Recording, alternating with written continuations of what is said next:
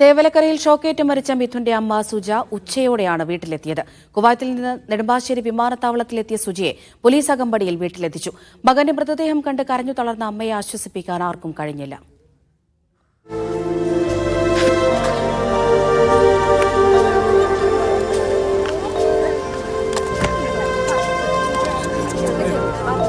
പൊന്നുമക്കളുടെ സ്വപ്നങ്ങൾ യാഥാർത്ഥ്യമാക്കാനാണ് ഇഷ്ടമില്ലാതിരുന്നിട്ടും സുജ വിദേശത്ത് പോയത്. 3 മാസങ്ങൾക്കിപ്പുറം മടങ്ങിയെത്തിയത് സ്വപ്നങ്ങൾ ബാക്കിയാക്കി വിട പറയുന്ന മകന് അന്ത്യചുംബനം നൽകാൻ.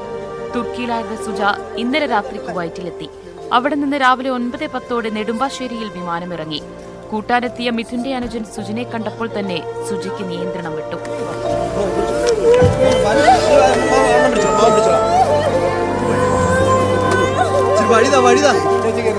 2 മണിയുടെ സുജയെ വിളന്തറയിലെ വീട്ടിലെത്തിച്ചു. ചേതനയേറ്റ് വിറങ്ങലിച്ച് കിടക്കുന്ന മിഥുന്റെ അരികിലേക്ക് കണ്ടുനിന്നവരുടെ പോലും ഹൃദയം പൊട്ടിയ നിമിഷങ്ങൾ.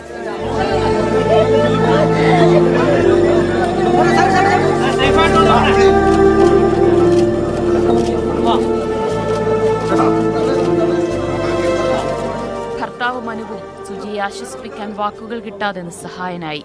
ചിതയിലേക്ക് എടുക്കും വരെ സുജ മകന്റെ അരികിലിരുന്നു. ഇടയ്ക്ക് ഫ്രീസറിന്റെ മൂടി മാറ്റിയപ്പോൾ അവന് അവസാന ചുംബനം നൽകി. നൊന്തു പെറ്റവളുടെ ചുടുചുംബനം.